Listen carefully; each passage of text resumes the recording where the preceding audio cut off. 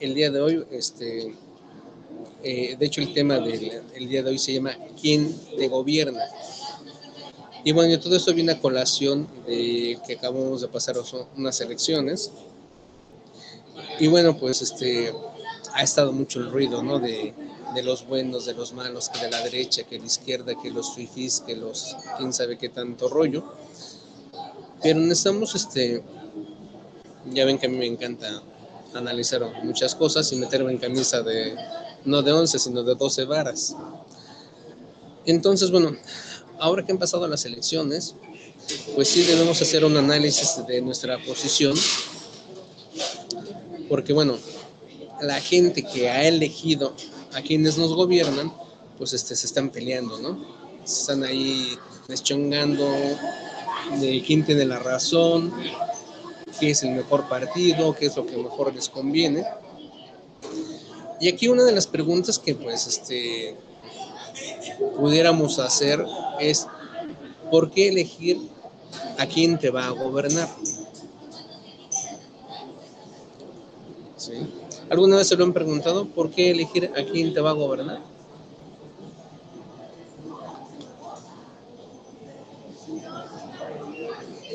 ¿De dónde viene la idea de tener un gobernante?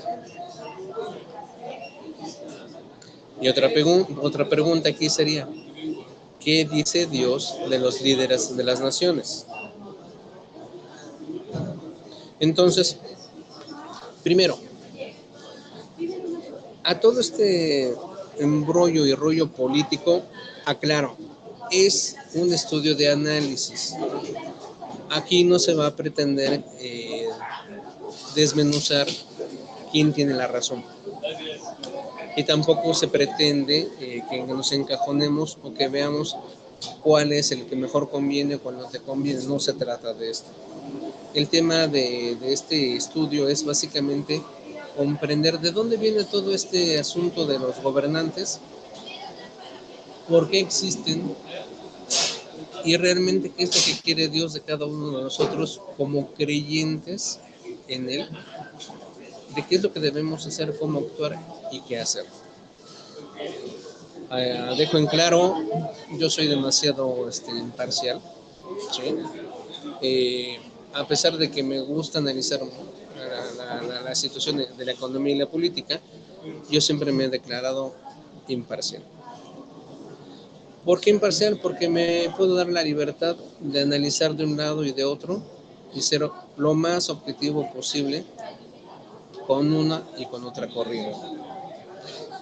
Yo siempre he dicho que en el momento que nosotros nos enfocamos y tomamos partido, nos vamos hacia un lado a otro, estamos siendo orillados a tener que ajustar nuestra forma de pensar hacia esa corriente ideológica.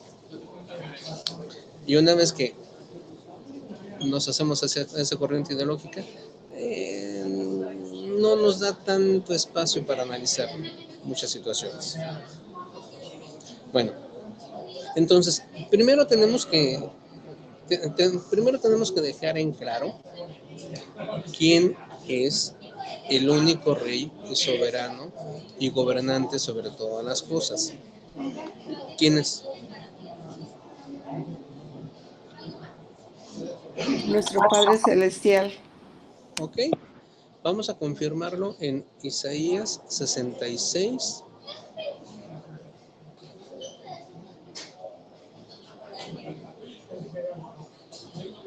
Del 1 al 2.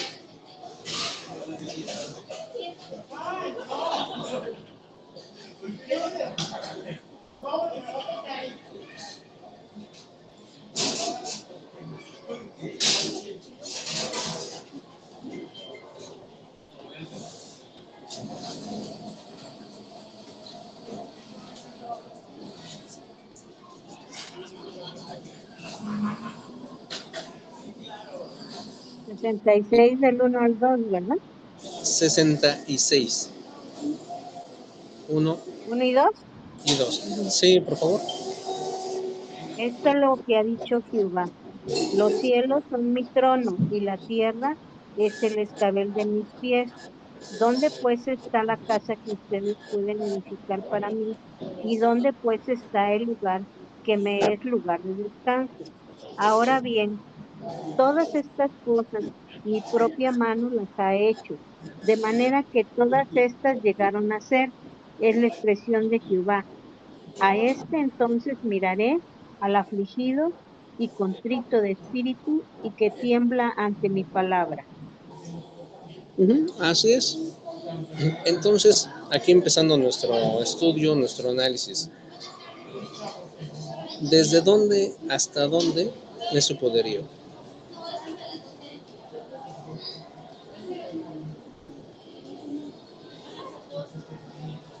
Desde las tierras del cielo. Los cielos. Cuando hablamos de los cielos, ¿qué es lo que tenemos que comprender o hasta dónde llega nuestra comprensión de lo que son los cielos? Es infinito. Infinito. ¿Sí? O sea, hasta donde llegan nuestros ojos, desde que estamos de pie viendo los cielos, a donde llegan nuestros ojos. Con la ayuda de telescopios podemos ver más allá. Con la ayuda de los telescopios y la electrónica podemos ver mucho más allá. De hecho, nuestro hermano Saúl nos ha ayudado mucho con sus análisis sobre el espacio. Entonces, si observamos los estudios de nuestro hermano Saúl, podemos comprender hasta dónde son los cielos y aún así simplemente lo podemos ver, pero realmente comprender es algo sumamente inmenso. Esos son los cielos. Y la tierra simple y sencillamente es, ¿qué? El descanso de sus pies. Entonces, desde ahí debemos comprender quién es realmente el rey sobre todas las cosas. Ahora, en ese texto, en el texto de Isaías 66, Dios deja muy en claro desde dónde es su poder y gloria, qué son los cielos y qué es la tierra para él. Veamos también qué dice Isaías 46, del 8 al 11. Ahí mismo en Isaías, pero 46, del 8 al 11.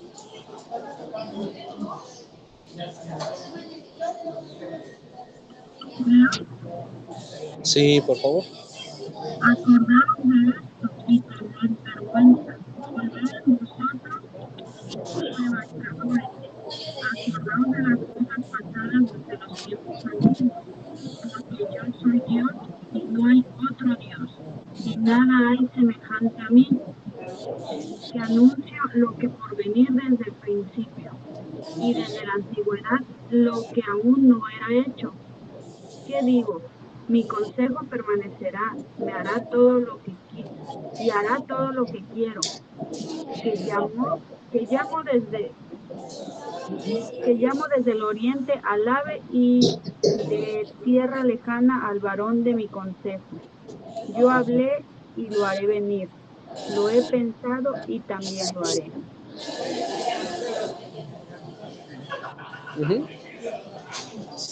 Así es, Isaías 46 del 8 al 11. Bueno, aquí nos está diciendo, acuérdense de esto para que cobren ánimo, pónganlo en el corazón transgresores. Y ahí pues está agarrando parejo, ¿no? Todos somos transgresores. Acuérdense de las primeras cosas de mucho tiempo atrás, que yo soy el divino y no hay otro Dios ni nadie semejante a mí. Y aquí viene la pregunta incómoda. Sobre la tierra, ¿quién es semejante a Dios?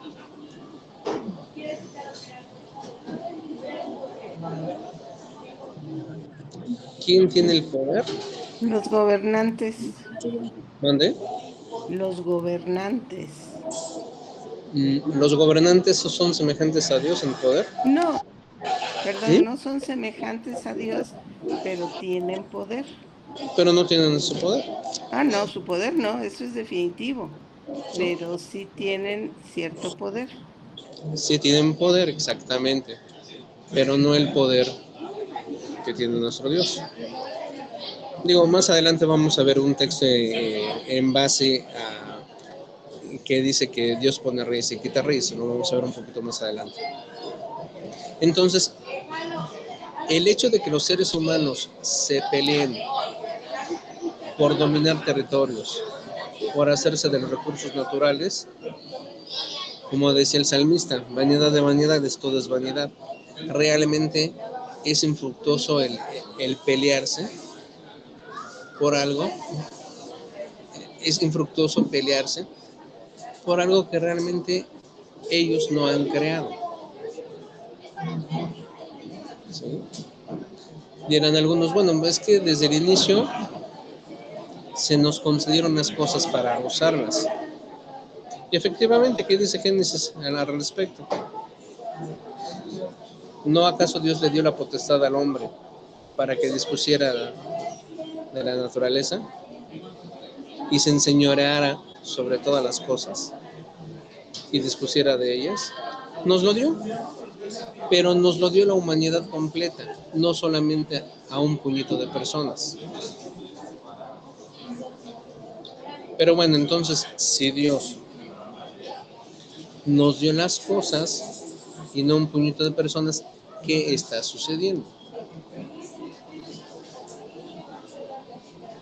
Porque recordemos que los seres humanos, por alguna situación, somos muy soberbios. Y en esa soberbia se nos olvida lo breve y transitorio que es nuestra existencia sobre esta tierra.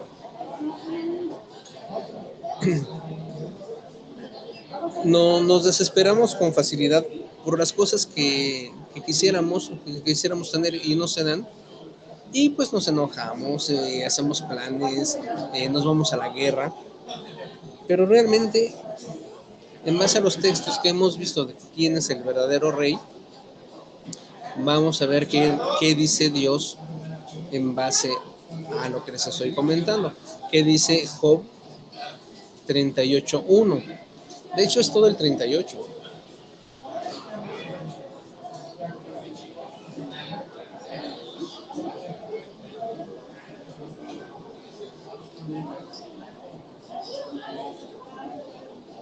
Todo el 38, pero solamente vamos a leer los primeros 10. Es que si no se nos da mucho tiempo. Entonces el Señor le habló a Job de en medio de la tempestad.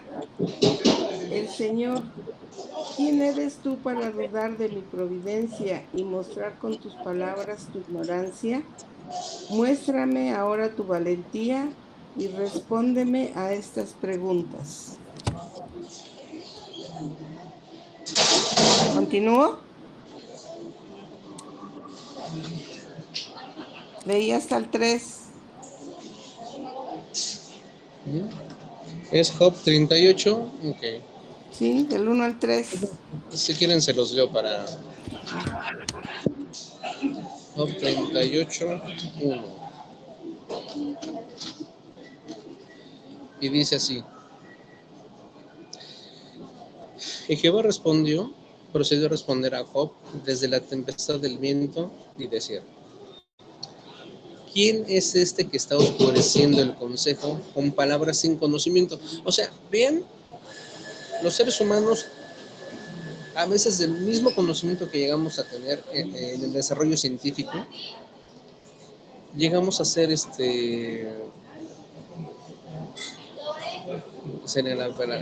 llegamos a ser imprudentes con lo que decimos y hacemos. En el mismo desarrollo científico que llegamos a tener. También podemos llegar a ser imprudentes en lo que decimos cuando estamos al borde de la desesperación. ¿Sí? Cuando estamos muy afligidos, también llegamos a ser imprudentes. ¿Qué es la situación que le pasó a Job? Lo que podemos entender por la situación que estaba pasando Job. Y le dice Dios a Job: ciñete los lomos, por favor. Te lo pido, por favor. como hombre físicamente capacitado y déjame interrogarte y tú dame informe. Y esa pregunta a mí me gusta mucho porque aunque pareciera que se la dice nada más a Job, se le está diciendo a cada uno de los seres humanos que estamos transitando por este planeta. ¿Dónde te hallabas tú cuando yo fundé la tierra? Infórmame si de veras conoces el entendimiento. Y aquí yo hago la pregunta, ¿dónde estábamos nosotros cuando Dios fundó la tierra? ¿Qué éramos? Y te lo pregunto a ti, que eres rey. Te lo pregunto a ti, que tienes una jefatura. Te lo pregunto a ti, que tienes una gerencia. Te lo pregunto a ti, que tienes una dirección. ¿Dónde estabas tú cuando Dios fundó la tierra? ¿Quién fijó sus medidas, si acaso lo sabes? ¿O quién extendió sobre ella el cordel de medir? ¿En qué han sido hundidos sus pedestales con encajaduras? ¿O quién colocó su piedra angular? Cuando las estrellas de la mañana gozosamente clamaron a una, y todos los hijos de Dios empezaron a gritar en aplauso. ¿Y quién, con puertas, puso barricada al mar, el cual empezó a salir como cuando irrumpió de la matriz, cuando puse la nube de su vestido y densas tinieblas por su pañuelo? Y procedí a dividir mi disposición reglamentaria sobre él y a colocar una barra y puertas. Y pasé a decir, hasta aquí puedes venir y no más allá. Cuando allá, digo, los que están en Veracruz se pueden asombrar cada que pasan por el malecón, lo hermoso que se ve el océano y cómo se divide en el horizonte con el cielo. Pero vean esta palabra, hasta aquí puedes venir y no más allá.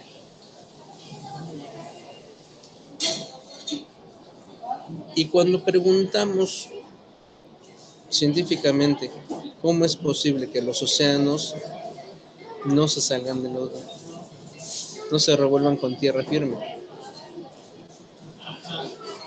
digo, hoy en día lo vemos y es tan cotidiano y lo vemos tan natural que a veces esas explicaciones hasta parecen absurdas. Pero realmente, ¿cuál es la explicación científica a todo eso? ¿Fue desde tus días en adelante cuando diste órdenes a la mañana? ¿Hiciste tú que el alba conociera su lugar, que se asiera de las extremidades de la tierra, para que los inicuos fueran sacudidos en ella? Se transforma como barro bajo un sello y las cosas toman su puesto como en la ropa, y de los inicuos se retiene su luz y el mismísimo brazo elevado llega a ser quebrado. Y le pregunta, ¿has llegado tú hasta las fuentes del mar o en explotación de las profundidades acuosas has andado de una parte a otra? Las profundidades acuosas. Hace poco hubo un accidente de un submarino turístico. ¿Qué pasó con ese submarino? Implosionó por la misma presión del agua sobre el metal del submarino. Se aplastó como si fuera una lata de refresco, sin refresco. Y de allí, ¿cómo es posible que hay seres marinos que soportan esas presiones atmosféricas y es el único lugar donde pueden vivir? O sea, todo eso es algo sumamente maravilloso, sorprendente e incomprensible muchas veces, hasta que nos lo explica algún científico con palitos y pincitas. Entonces, este rey al que nosotros buscamos seguir, al que le llamamos Dios, es soberano porque Él ha creado todas estas cosas. Si Dios es el único que gobierna o debe gobernar sobre la humanidad, entonces ¿de dónde viene la idea de un soberano, de un rey o de un gobernador? ¿Entendemos qué significa la palabra rey? ¿Entendemos qué significa la palabra soberano?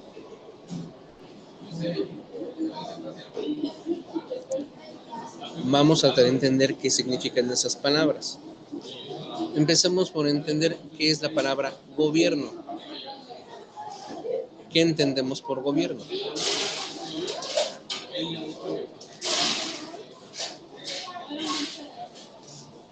Simplemente la palabra gobierno es la acción y efecto de gobernar o de gobernarse.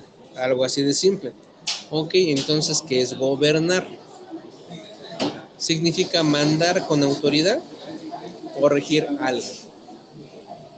Bueno, pues ok, entonces ya nos queda un poco la palabra un poquito más claro. Entonces, el que nos gobierna tiene la autoridad o regir algo. ¿Qué entonces qué es un rey? Un rey es un monarca soberano de un reino.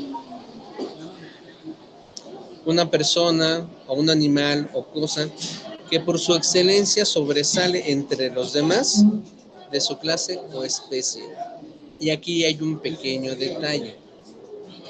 El rey es el que sobresale de los demás por su excelencia. Y ahí podemos entender por qué los reyes entrenan a sus hijos para gobernar.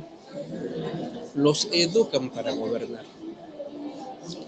¿Cuál es la educación que debe recibir el futuro gobernante, el futuro rey?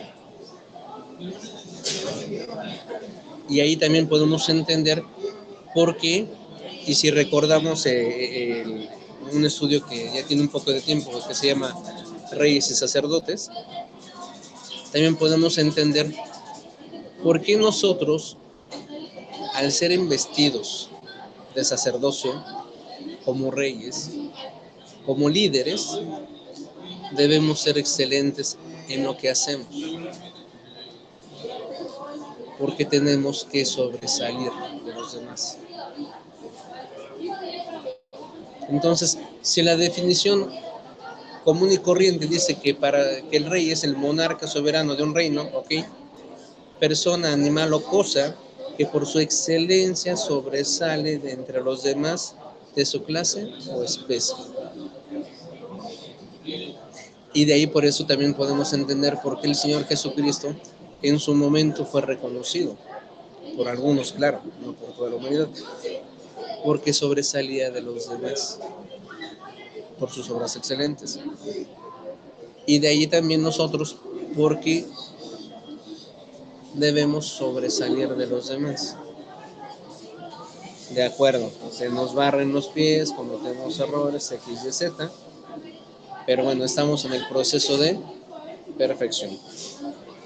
¿Y qué es un soberano? El soberano es aquel que ejerce o posee la autoridad suprema e independiente, muy grande, elevada y o extraordinaria. Ahora bien, esas definiciones se ajustan a lo que es nuestro Dios. Pregunto.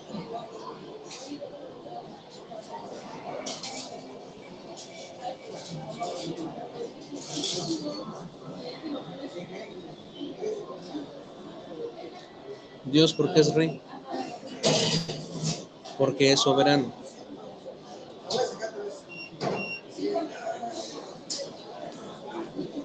Porque es el que creó todo el universo y tiene el poder para hacer y deshacer en este mundo. Exactamente. Y el ser humano no tiene esa potestad. Se lo dijo a Job. Lo vimos en Isaías. Y lo acabamos de leer en Isaías y se lo dijo a Job. Él dónde estaba cuando Dios puso los fundamentos de la tierra. ¿Dónde estábamos nosotros cuando nuestro Dios creó este universo?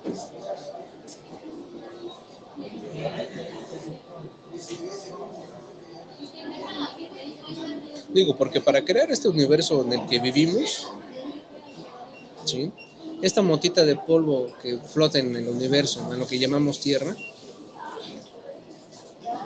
tuvo su origen y dirán, bueno, es que es un conjunto. Sí, la Tierra, ok, Tierra. La Tierra está formada de elementos, esos elementos son elementos químicos. Formó los elementos químicos.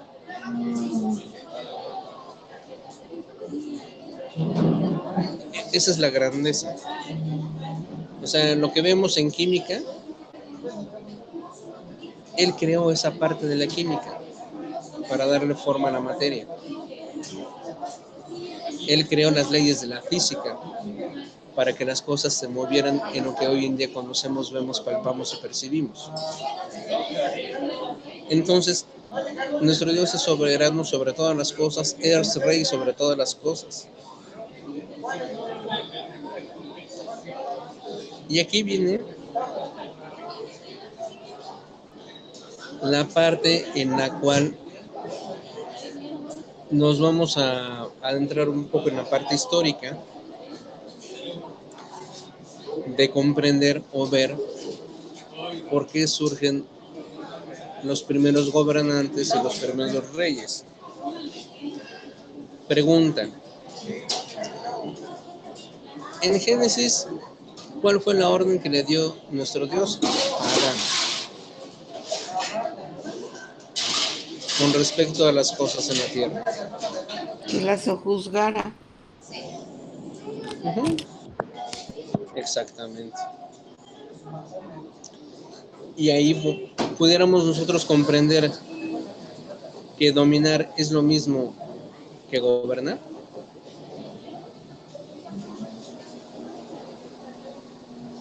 No necesariamente. No necesariamente. ¿Sí? Porque yo domino a los peces del río o del mar cuando arrojo mi red para pescar. Estoy ejerciendo un dominio, pero no los estoy gobernando, no les estoy dando una dirección, los estoy dominando.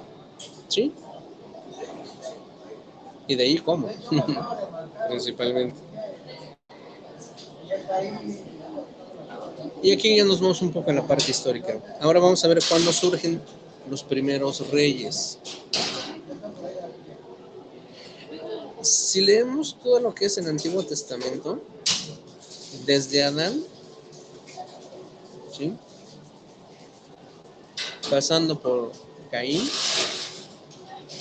hasta llegar a Nimrod, que Nimrod sería el primer poderoso sobre la tierra.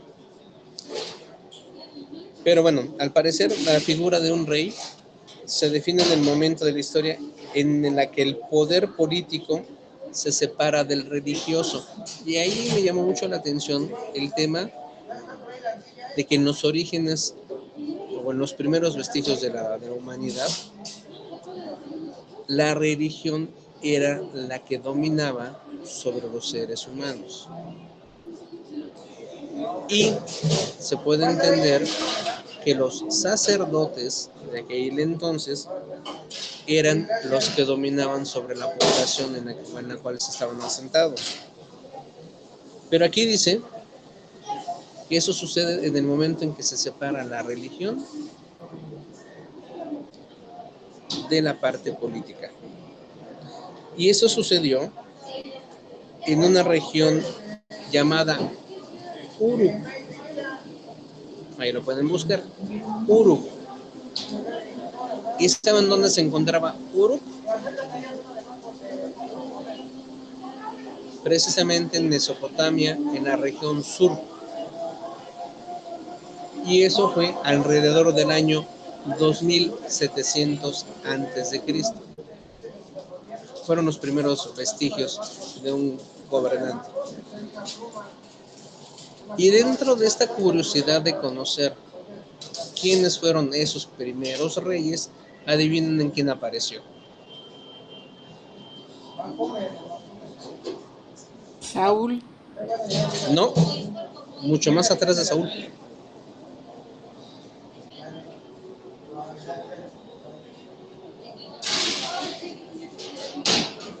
Mucho más atrás de Saúl. Nabucodonosor. No, más atrás todavía. Más atrás no. Más atrás todavía.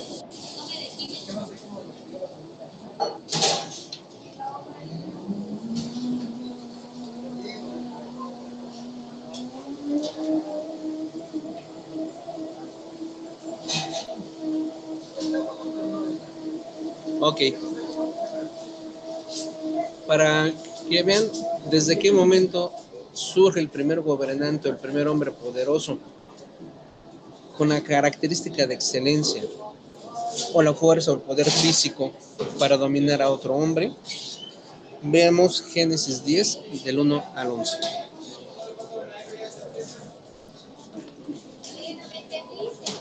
Porque además, esta parte que yo les estoy mencionando, fíjense que está reconocido, está validado. O sea, no es solamente que esté en nuestras escrituras, está validado físicamente, históricamente. Lo que pasa es que recuerden que la Biblia no solamente es un libro religioso, realmente es un libro de ciencias. Entonces, muchas cosas de las que tengamos curiosidad las podemos encontrar aquí. Génesis 10, del 1 a 11. ¿Quieren que se los lea o alguien quiere leerlo? Si quieres, leo. Por favor. Dice, estos son los descendientes de Sem, Cam y Jafet, los hijos de Noé, que después del diluvio tuvieron sus propios hijos. Los hijos de Jafet fueron Gomer, Magog, Madai, Javán, Tubal, Mesec y Tirás. Los hijos de Gomer fueron Askenaz, Rifat, Togarma. Los hijos de Javán fueron Elisa, Tarsis, Kitim y Rodanim. Estos fueron los descendientes de Jafet que poblaron las costas, cada nación y clan en su propia tierra y con su propio idioma. Los hijos de Cam fueron Cus, Misraim, Fud y Canam. Los hijos de Cus fueron Seba, Avila, Sapta, Raama y Sapteca. Los hijos de Raama fueron Seba y Dedán. Cus fue el padre de Nimrod, el primer hombre poderoso de la tierra. Nimrod, por la vanidad del Señor, fue un gran cazador. De ahí viene el dicho, igual a Nimrod, que por la voluntad del Señor fue un gran cazador. Las principales ciudades de su reino fueron Babel, Erech, Akkad, Calné y en la región de Sinar. De esta región salió Asur, que construyó las ciudades de Nínive, Rehoboth-ir, Kelá y Kelá. Así es, gracias. Ahora bien, si quedara alguna duda de la parte histórica, pueden checar Nínive. ¿En qué momento de la historia aparece Nínive? Nínive aparece del siglo 8 antes de Cristo. En el siglo 8 antes de Cristo. Y pueden ver que aquí la descripción de Nimrod es que era un hombre fuerte, un hombre poderoso. ¿Y cuál es la característica que vemos incluso hoy en día de una persona que es poderosa? Una persona segura de sí misma, una persona fuerte, una persona decidida. Y Nimrod era cazador. Y aquí, desde este punto, se está reconociendo quién fue el primer hombre poderoso sobre la tierra en aquella región, porque recuerden que las primeras civilizaciones se dieron en la región de Mesopotamia. Todo esto se dio en esa región y si observan fue después del diluvio. Entonces es entender que fue el hombre más poderoso después del diluvio. Antes del diluvio No sabemos. Pero entonces, antes del diluvio, no sabemos porque aquí nos está hablando la genealogía a partir de Sem, Cam y Jafet.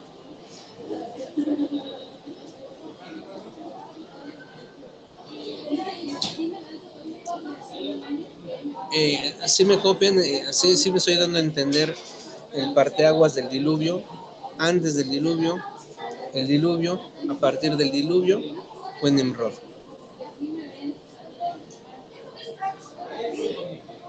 Entonces, espero que ya haya quedado claro. Entonces, al parecer, Nimrod fue el primer gobernante y el primer soberano sobre la tierra, y él fue el que fundó estas tierras. Se puso a edificar a Nínive, a Rehoboth Ir, Cala, Resen, Nínive, la gran ciudad.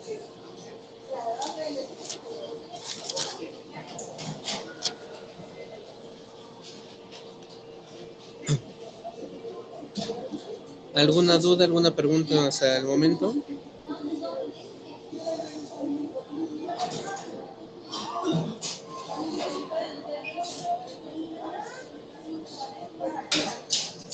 Y aquí voy a dejar unas preguntas de reflexión para el siguiente estudio. ¿Realmente es necesario que existan los líderes?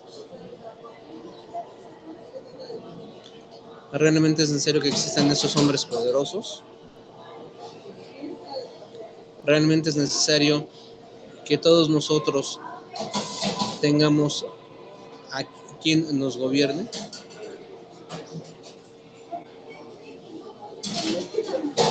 Nosotros podríamos organizarnos sin necesidad de un dirigente. ¿Y qué es lo que Dios opina al respecto de sus dirigentes? Y ese es otro tema que vamos a analizar ya en el siguiente miércoles. Porque hay una parte en la Biblia en la cual nuestro Dios le da ciertos lineamientos al pueblo de Israel con respecto a sus líderes. ¿Qué es lo que le contesta el pueblo de Israel, los hebreos? ¿Y por qué razón Dios permitió que los hebreos tuvieran su primer rey? Y ahí sí, vamos a caer quién fue el primer rey que tuvieron los hebreos. ¿Y por qué lo pusieron? ¿Sí? Porque, por ejemplo, en el caso de Moisés, Moisés los dirigía y los organizaba, pero nunca recibió el título de rey. Además, porque Moisés siempre hizo lo posible para pegarse a los estatutos y a los mandamientos que le daba nuestro Dios.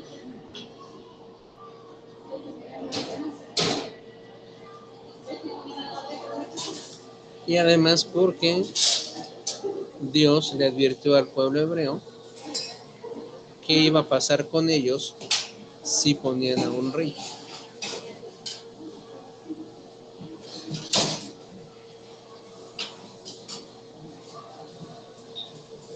Entonces, todo eso lo vamos a ver en el siguiente servicio.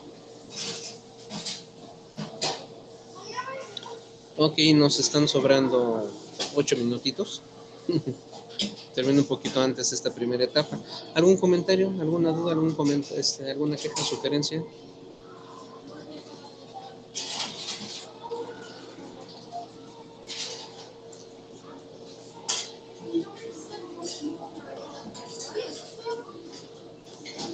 Bueno, lo que yo veo no es que siempre han existido los líderes, ¿no? Los grandes hombres de la antigüedad, pues Abraham, ¿verdad? todos ellos que fueron grandes hombres fueron líderes, ¿no? Entonces como que sí hay, pues en sí, ¿no? Una tendencia del hombre, ¿no? Para buscar, ¿no? En la tierra, ¿no? Alguien que los esté guiando, ¿no? Sí, Por lo menos esa es mi apreciación, ¿no? y fíjate, es curioso, porque por ejemplo, en el caso de Moisés, a él se puso como líder, mas nunca como monarca y nunca como rey, siendo que ellos salieron en el periodo en el cual existía ya el concepto de rey, el faraón. ¿Sí? Y ve la gran diferencia que había entre un faraón y un Moisés. Moisés como líder.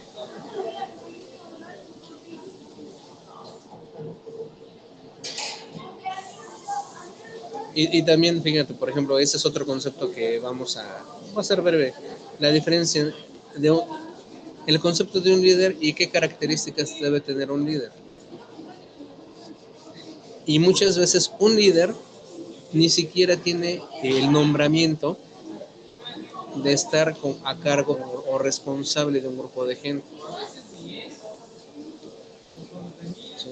Hay líderes que se presenta un problema en el momento en un grupo de personas, él sale adelante, ayuda a resolver el problema, se resuelve el problema y se desaparecen las sombras nuevamente.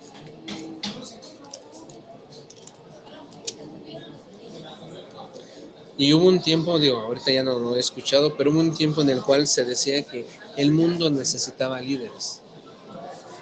No dirigentes ni gobernantes, sino líderes. ¿Por qué razón?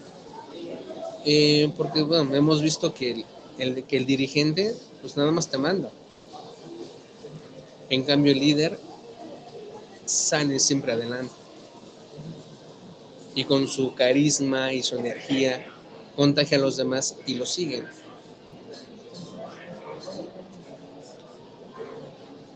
Sí. Entonces, lo vamos a ver en el siguiente estudio. Y digo, es un tema que salió a colación con la temporada en la cual estamos viviendo. ¿Qué va a hacer con ustedes?